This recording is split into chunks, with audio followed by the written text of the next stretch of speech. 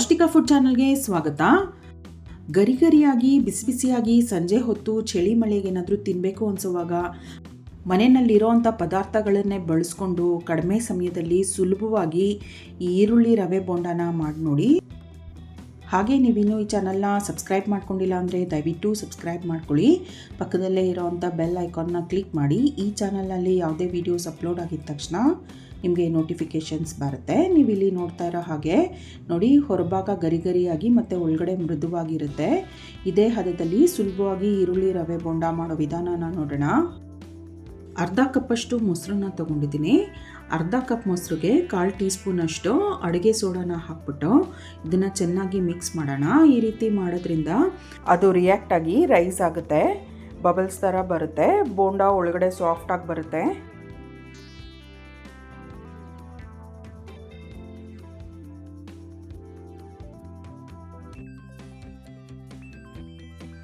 ಇದಕ್ಕಿವಾಗ ಉಳಿದಂಥ ಪದಾರ್ಥಗಳನ್ನ ಸೇರಿಸ್ತಾ ಇದ್ದೀನಿ.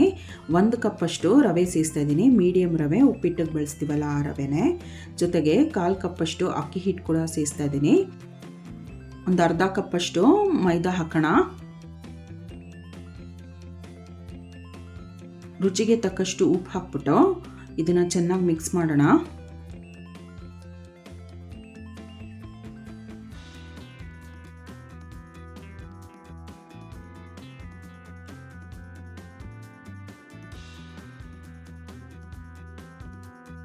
ಅರ್ಧ ಟೀ ಸ್ಪೂನ್ ಜೀರಿಗೆ ಸೇರಿಸ್ತಾ ಇದ್ದೀನಿ. ಒಂದು ಸ್ವಲ್ಪ ಹಿಂಗೆ ಕೂಡ ಹಾಕ್ತಾ ಇದ್ದೀನಿ. 2 ಮೀಡಿಯಮ್ ಸೈಜ್ ಈರುಳ್ಳಿನ ಸಣ್ಣದಾಗಿ ಕಟ್ ಮಾಡಿಬಿಟ್ಟು ಸೇರಿಸ್ತಾ ಇದ್ದೀನಿ. ಈರುಳ್ಳಿ ರವೆ ಬೋಂಡ ಆಗಿರೋದ್ರಿಂದ ಈರುಳ್ಳಿ ಪ್ರಮಾಣ ಸ್ವಲ್ಪ ಹೆಚ್ಚೇ ಇರುತ್ತೆ. ಹಸಿಮೆಣಸಿನ್ಕಾಯಿ, ನಾನಿಲ್ಲಿ 3 ಹಸಿಮೆಣಸಿನ್ಕಾಯಿಗಳನ್ನ ಸಣ್ಣದಾಗಿ ಕಟ್ ಮಾಡಿಬಿಟ್ಟು ಸೇರಿಸ್ತಾ ಇದ್ದೀನಿ. ನೀವು ಖಾರ ಎಷ್ಟು ಬೇಕು ಅಷ್ಟು ಹಾಕ್ಕೋಬೋದು. 1 ಟೀ ಸ್ಪೂನಷ್ಟು ಶುಂಠಿನ ತುರಿದ್ಬಿಟ್ಟು ಹಾಕ್ತಾ ಇದ್ದೀನಿ. ನೀವು ಸಣ್ಣಗೆ ಕಟ್ ಮಾಡಿಬಿಟ್ಟು ಕೂಡ ಸೇರಿಸ್ಕೋಬೋದು. 1 ಟೇಬಲ್ ಸ್ಪೂನಷ್ಟು ಸಣ್ಣಗೆ ಹೆಚ್ಚಿರೋ ಅಂಥ ಕರಿಬೇವಿನ ಸೊಪ್ಪು, ಹಾಗೆ ಒಂದು ಸ್ವಲ್ಪ 1/3 ಕಪ್ಪಷ್ಟು ಕೊತ್ತಂಬರಿ ಸೊಪ್ಪನ್ನು ಕೂಡ ಕಟ್ ಮಾಡಿಬಿಟ್ಟು ಸೇರಿಸ್ತಾ ಇದ್ದೀನಿ. ಇದೆಲ್ಲ ಚೆನ್ನಾಗಿ ಮಿಕ್ಸ್ ಮಾಡ್ಕೊಳ್ಳೋಣ.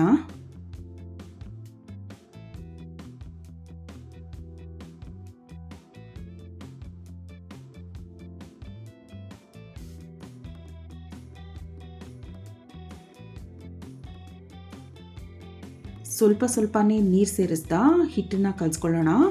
ಮೊಸರು ನಾನಿಲ್ಲಿ ಒಂದು ಅರ್ಧ ಕಪ್ಪಷ್ಟು ಹಾಕ್ಕೊಂಡಿದ್ದೀನಿ. ನೀವು ಬೇಕಿದ್ರೆ ಪೂರ್ತಿ ನೀರು ಸೇರಿಸ್ತೀರಾ ಮೊಸರಲ್ಲೇ ಕಲಿಸ್ಕೋಬೋದು. ತುಂಬ ನೀರು ಒಂದೇ ಸರಿಗೆ ಸೇರಿಸ್ಕೋಬಾರ್ದು, ಸ್ವಲ್ಪ ಸ್ವಲ್ಪನೇ ಸೇರಿಸ್ತಾ ಕಲಿಸ್ಕೋಬೇಕು.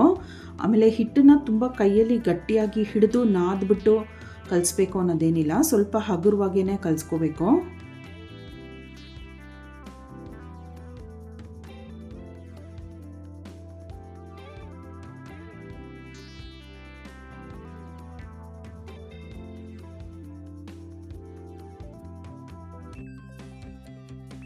ನೋಡಿ, ಈ ಹದಕ್ಕಿದ್ರೆ ಸಾಕು.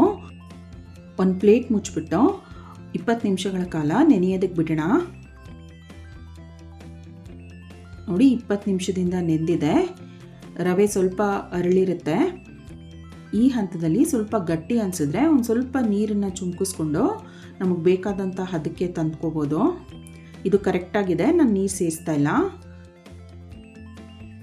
ಸ್ವಲ್ಪ ಸ್ವಲ್ಪನೇ ಬೋಂಡ ಹಿಟ್ಟನ್ನು ತೊಗೊಂಡು ಕಾದ ಎಣ್ಣೆಗೆ ಈ ರೀತಿ ಒಂದೊಂದೇ ಬಿಡಬೇಕು. ಮೀಡಿಯಮ್ ಹೀಟ್ನಲ್ಲೇ ಫ್ರೈ ಮಾಡಬೇಕು, ಆವಾಗಲೇ ಒಳಗಡೆ ಎಲ್ಲ ಚೆನ್ನಾಗಿ ಬೇಯುತ್ತೆ.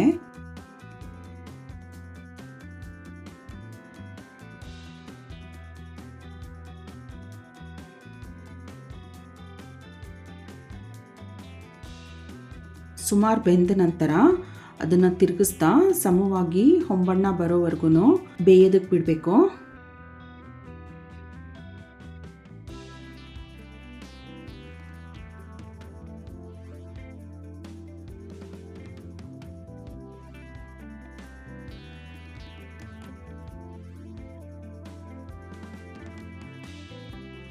ನೋಡಿ, ಗರಿ ಗರಿಯಾಗಿ ಚೆನ್ನಾಗಿ ಬೆಂದಿದೆ, ಹೊಂಬಣ್ಣ ಬಂದಿದೆ. ಎಣ್ಣೆಯಿಂದ ತೆಗೆದುಬಿಡೋಣ.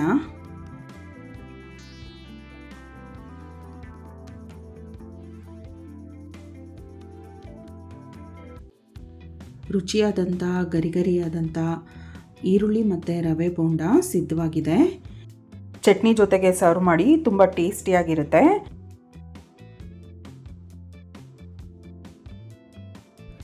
ತಪ್ಪದೇ ಈ ರೆಸಿಪಿನ ಟ್ರೈ ಮಾಡಿ ನೋಡಿ. ಈ ಚಾನಲ್ನ ಸಬ್ಸ್ಕ್ರೈಬ್ ಮಾಡ್ಕೊಳ್ಳಿ, ವಿಡಿಯೋನ ಲೈಕ್ ಮಾಡಿ, ಶೇರ್ ಮಾಡಿ. Thank you.